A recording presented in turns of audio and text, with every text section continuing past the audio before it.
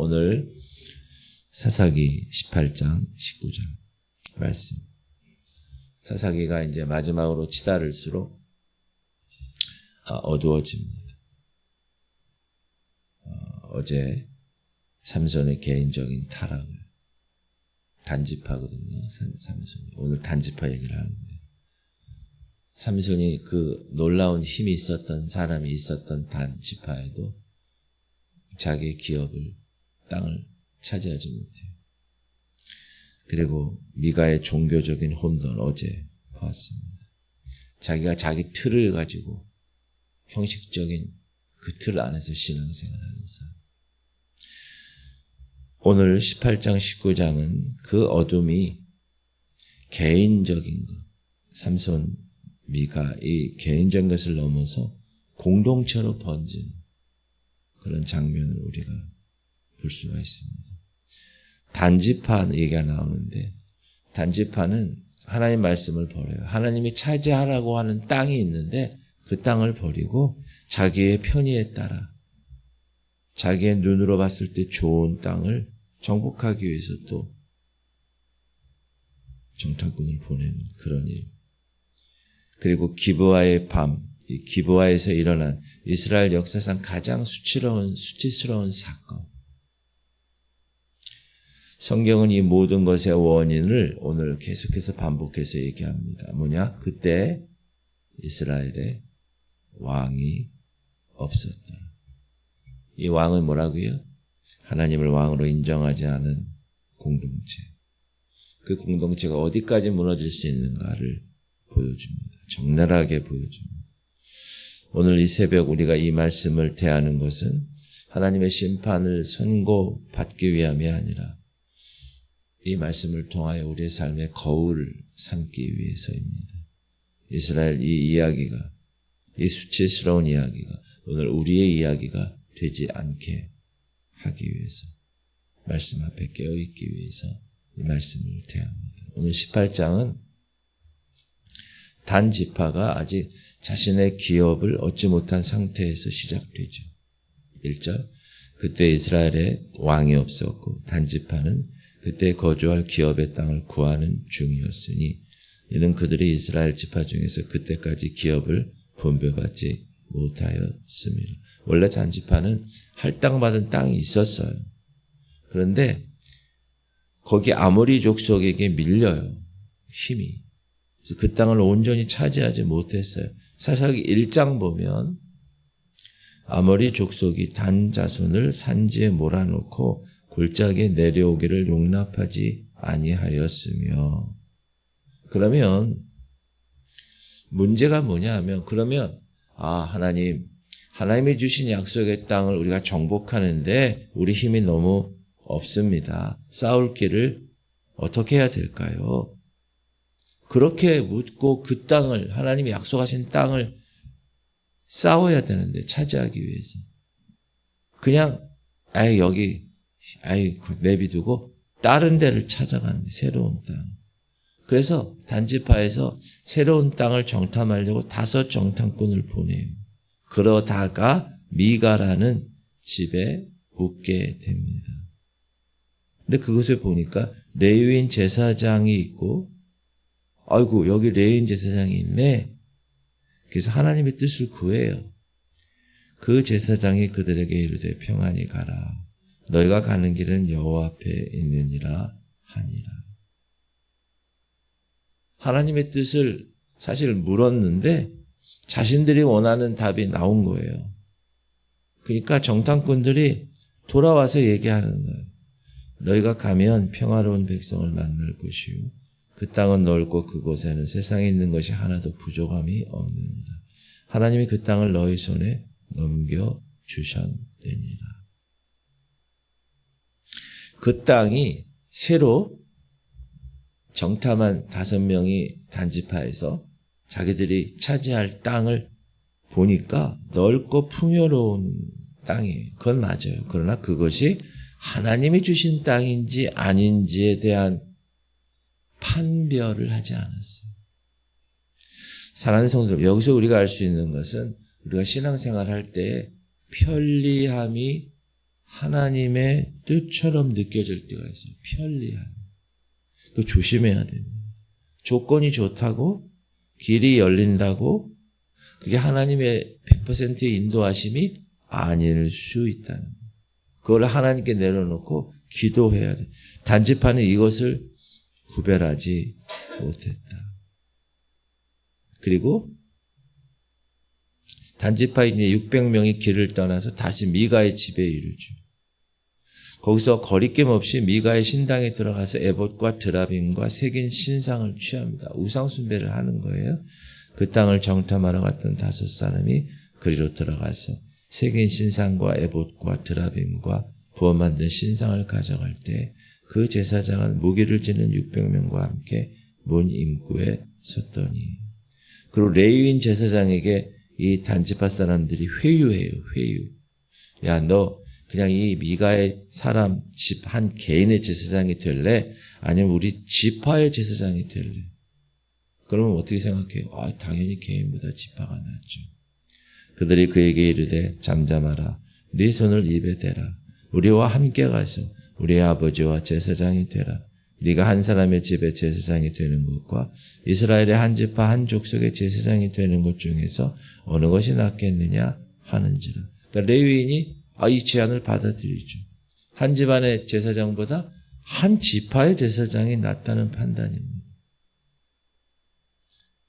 하나님의 뜻을 묻는 게 아니라 그의 이익에 결정을 하는 것.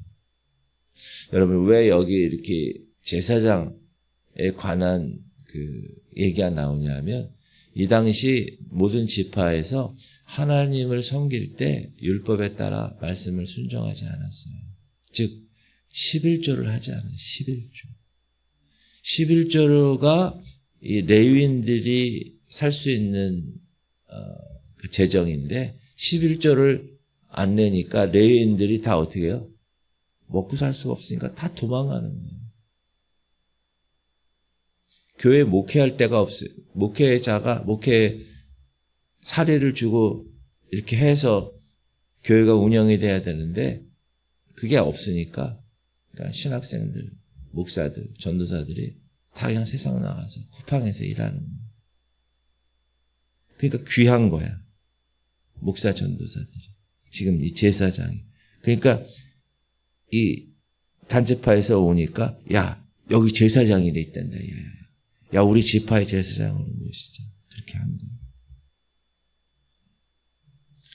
단 자손이 자기 길을 간지라. 미가가 단 자손이 자기보다 강한 것을 보고 돌이켜 집으로 돌아갔더라. 미가는 나중에 뒤쫓아와서 항의했어요. 그러나 단지파가 오히려 위협하죠. 힘 없는 자 신앙이 강한 자에게 빼앗기는 시대가 사사 시대입니다. 여기서 우리는 두 가지 비극을 봅니다. 첫 번째는 우상을 만들었다는 것. 또 하나는 그 우상을 섬겼다. 성경은 어느 쪽도 동정하지 않습니다. 애초에 그 신상은 하나님이 아니기 때문에. 그러므로 우리가 만든 틀이 우상이 될 수 있어요. 신앙생활 여러분 똑같이 합니다. 수십 년 하죠. 근데 자기만의 틀이 있어요. 그 틀이 말씀에 대한 기준에 있는 틀이 아니라 자기의 편의에 따라 자기가 세운 틀이에요. 그 틀이 우상이 될 수 있다. 그러니까 목사인 저에게도 여러분에게도 동일하게 신앙생활 오래 했다는 사람 특히 우리에게 주신 하나님의 말씀입니다. 그래서 단지파는 라이스를 쳐서 불사르고 그 성을 단이라고 이야기합니다. 이스라엘에게서 태어난 그들의 조상 단의 이름을 따라 그 성읍을 단이라 하니라. 그 성읍의 본 이름은 라이스였더라. 그리고 미가가 만든 신상을 세우고 여기서 너무 기가 막힌 요나단과 그의 자손들로 제사장을 세우죠. 단 자손이 자기들을 위하여 그 새긴 신상을 세웠고 모세의 손자요 게르솜의 아들인 요나단과 그의 자손은 단지파의 제사장이 되어 그 땅 백성이 사로잡히는 날까지 이르렀더라. 놀라운 사실은 뭐냐? 레위인으로 통하여서 제사장을 삼았는데 그 이름이 요나단인데 그 요나단은 여러분 모세의 손자예요. 무슨 말이냐? 모세의 손자가 우상의 제사장이 됐다는 거예요. 출애굽의 영웅 모세의 피를 이은 사람이 이스라엘의 우상 숭배를 주도하는 제사장이 되었다. 기가 막힌 일 아닙니까? 사랑하는 성도입니다. 따라합시다. 신앙은 자동으로 다음 세대에 전수되지 않습니다. 목사 집안이야. 3대째. 장로 집안이야. 그 자녀들의 개인의 신앙을 보장하지 않습니다. 특히 요즘 시대에.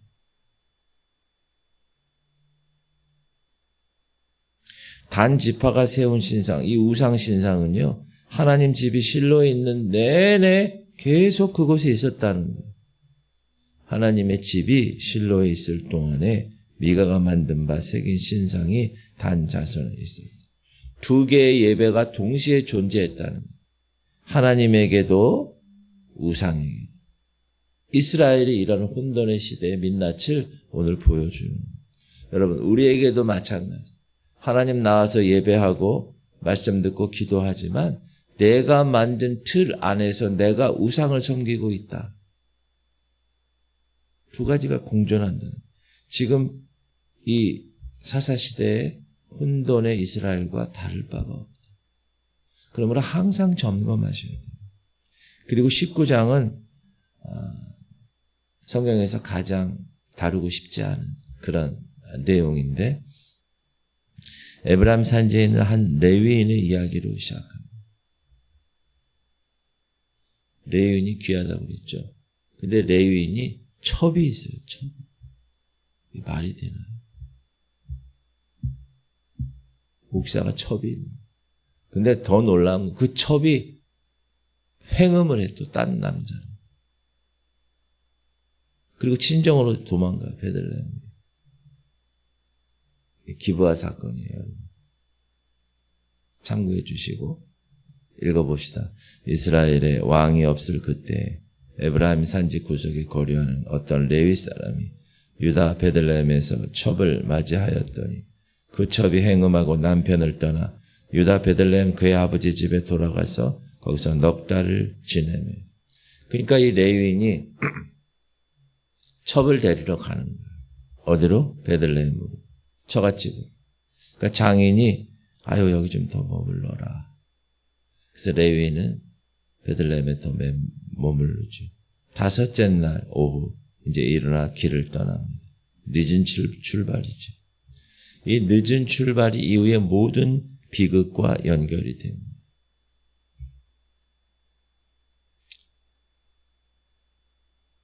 죄의 구조는 뭐냐? 작은 선택, 작은 지체, 이게 돌이킬 수 없는 결과로 이어진다. 괜찮아. 좀 더. 이게 죄의 구조입니다. 날이 저물어서 이제 일행이 여부스 예루살렘을 지나서 베냐민 지파의 기브아에서 유숙하기로 합니다. 근데 일행 중에 종은 여부스에서 머물러요. 근데 레위인은 그때까지 여부스는 이방 성읍이었기 때문에 이방 성읍보다 이스라엘 성읍이 낫다. 그렇게 판단하죠. 주인이 그에게 이르되 우리가 돌이켜 이스라엘 자손에게 속하지 아니한 이방 사람의 성읍으로 들어갈 것이 아니니 기브아로 나아가리라 하고. 같은 하나님 백성이니까 안전하겠지. 그런 믿음이었죠. 기브아의 광장에 이제 있는데 아무도 그들을 집으로 맞아들이질 않는 거예요. 기브아에 가서 유숙하려고 그리로 돌아 들어가서 성읍 넓은 거리에 앉아 있으나 그를 집으로 영접하여 유숙하게 하는 자가 없었다. 여러분, 고대 이스라엘의 기본 덕목이 뭐냐?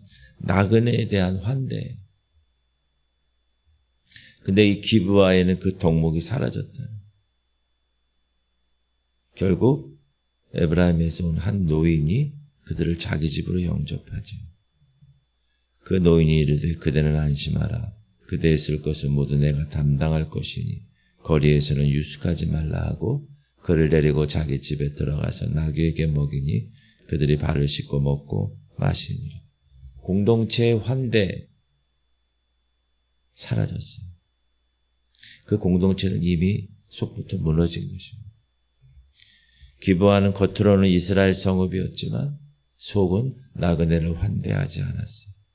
나그네에게 외면한 냉담함이 가득 찬 곳이었다.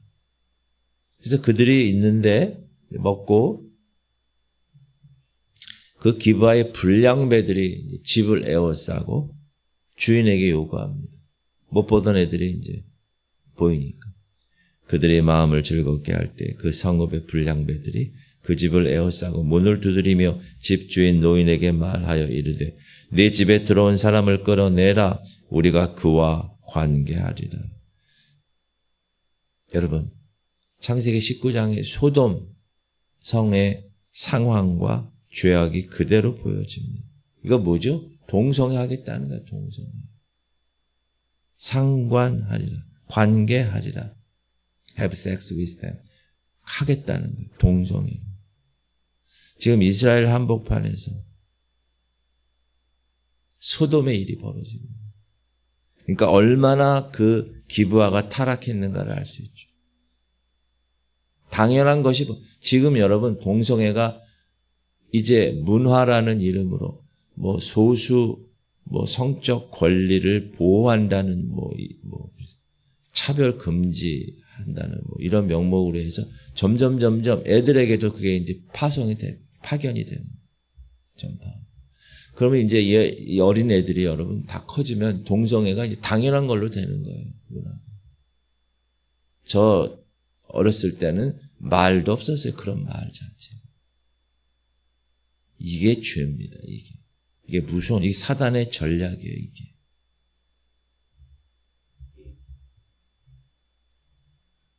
집주인 그 사람이 그들에게로 나와서 이르되 아니라 내 형제들아 청하노니 이 같은 악행을 저지르지 말라.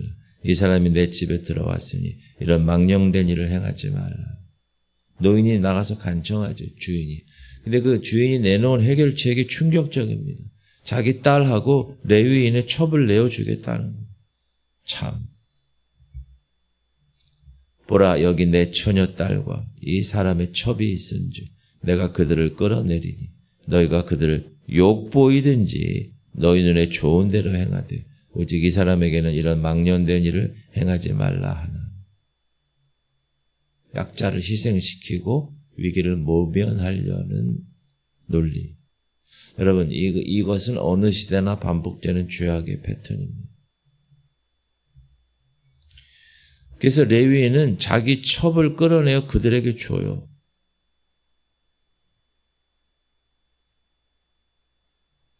불량배들이 밤새 그 첩을 강간을 해요. 동틀 무렵 그 여인이 집 문에 쓰러져 있어요.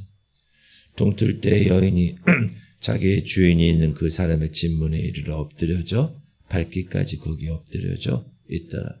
그의 주인이 일찍 일어나 집 문을 열고 떠나고자 하더니 그 여인이 집 문에 엎드려져 있고 그의 두 손이 문지방에 있는 것을 보고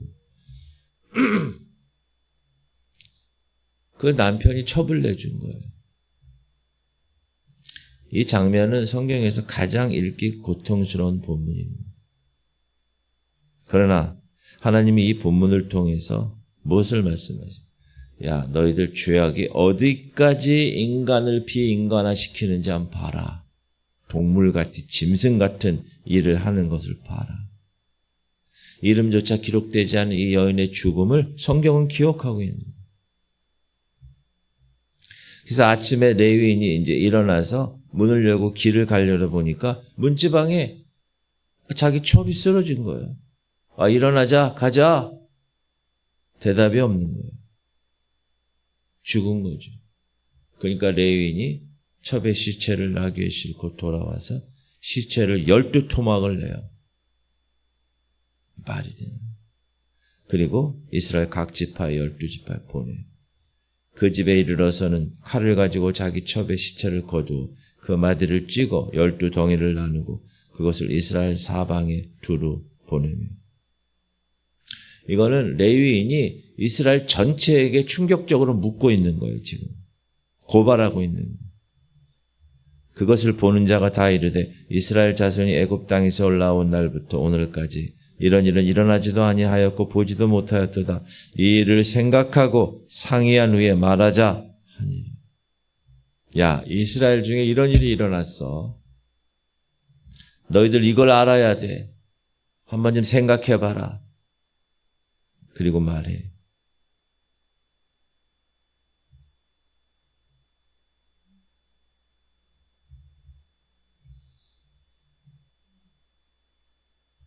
오늘 본문 18장, 19장, 사사기 전체에서 가장 어두운 장.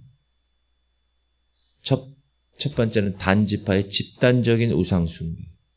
지파 전체. 그래서 여러분 단지파 계시록에는 없어요. 단지파가 빠져있어요. 그리고 이게 북이스라엘 끝까지 멸망할 때까지 이게 지속돼요. 단지파, 우상숭배. 그리고 기브아의 성적 폭력과 살인.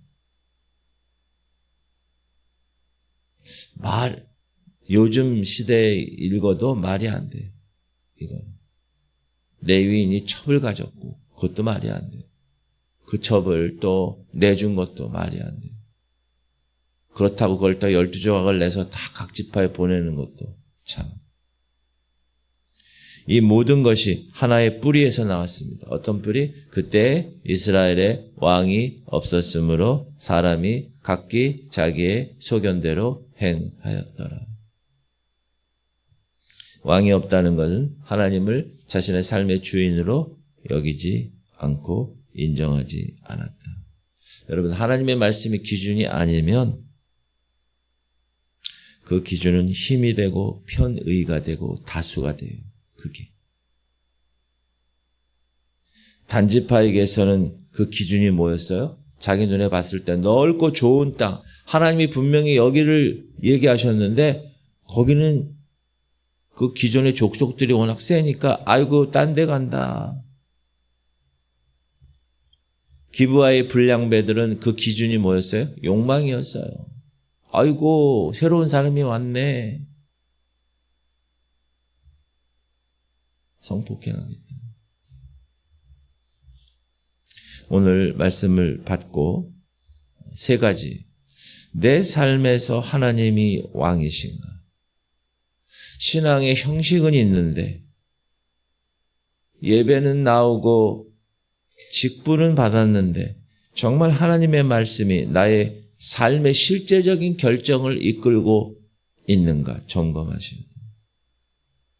편리한 선택 앞에, 이익 앞에, 조건이 좋은 땅을 보고 움직인 단지판처럼 내가 살아가고 있지는. 두 번째는 내 공동체는 약자를 품고 있는. 기브아는 나그네를 외면했어요. 결국 첩을 희생했어요. 공동체가 강한 자 중심으로, 편한 자 중심으로 굴러가면 우리는 기브아를 닮아가는 거예요. 공동체는 언제나 약한 자, 소외된 자를 생각해요. 이게 하나님 편이에요. 교회 공동체도 마찬가지예요. 세 번째는 죄 앞에서 우리가 침묵하지는 않는가. 이게 죄잖아요. 레위인을 첩을 강간해서 죽였으니까. 그 죄에 대하여 레위인은 충격적인 방법을 쓴 거예요. 12개를 나눠. 토막살인을, 살인 이미 시체를 토막한 거지만. 지금 우리 이 시대에 일어나는 죄악들, 우리가 어떻게 반응하고 있는? 외면하고 있지는 않은. 나랑 관계없으니까. 교회는 이 시대의 어둠을 향해서 이 말씀으로 빛을 비추는 사명을 받은 공동체입니다. 그래서 우리가 세상 일에 대해서 무관하면 안 돼요. 세상을 바라보는 눈을 계속 뉴스도 보고 지금 상황이 어떻게 돌아가는가를 보면서 이 교회에서 정확하게 하나님의 말씀에 빛을 비춰줘야 돼. 이렇게 살면 안 됩니다. 하나님 말씀대로 사셔야 됩니다. 그러나 우리는 알아요. 이 사사기 같은 어둠의 역사 끝에도 하나님은 다윗을 세우시고 하나님은 궁극적인 참 왕이신 예수 그리스도를 보내셨다는 것이죠. 그리고 저와 여러분에게는 이미 그 왕이 우리 삶 가운데 있다는 사실. 할렐루야. 그분의 이름이 예수 그리스도이십니다. 그래서 이 새벽 고난주간 그 왕 앞에 무릎을 꿇는 것, 이것은 사사기의 어둠을 넘어서는 일입니다. 기도합시다. 하나님, 오늘 말씀 앞에서 우리 시대의 민낯을 보았습니다. 각자 소견에 오른 대로 살아가는 이 시대, 사사시대와 너무나 똑같습니다. 하나님, 그러나 저희만큼은 주님을 왕으로 모시고 살게 하여 주옵소서. 약한 자 외면하지 않게 하시고 죄 앞에서 침묵하지 않게 하시고 이 새벽 참 왕이신 예수 그리스도 그분 앞에 나의 삶을 드리는, 다시 한번 결단하는 그런 하루가 되게 하여 주옵소서. 연약한 자들을 위해서 기도할 때 내 신앙은 신앙이 아닌 말씀이 나의 삶을 이끌고 가는가, 형식적인 신앙 주님 내려놓게 하시고 하나님은 언제나 약자와 소외된 자를 기억하심을 깨닫고 이 시대에 일어나는 죄 앞에서 침묵하지 않고 빛을 비추는 할인이가 어제 퇴원하지 않고 또 열이 올라가지고 병원에 계속 있답니다. 여러분 계속 중보해 주시길 바랍니다. 그 딸의 열이 다 바이러스가 다 소멸되고 정상으로 돌아오기 위해서 민우를 위해서 기도해 주시고 또 우리 한계령 성도 수술 후에 휴증 없도록 기도해 주세요. 최영자는 김은희 권사님, 강웅예 권사님, 김원정 권사님, 김한나 권사님, 김사라 권사님, 김인상 성도, 민경원 성도, 이선민 집사님, 한은식 권사님, 강정식 권사님, 특별히 김한나 권사님 기도에 많이 해주세요. 많이 힘드셔요. 우리 통성으로 오늘 중보자의 사명, 이 고난주간 철저하게 주님 말씀대로 살게 하여 주옵소서. 주님 이름 부르고 통성으로 기도하겠습니다. 주여 할렐루야. 하나님 감사합니다.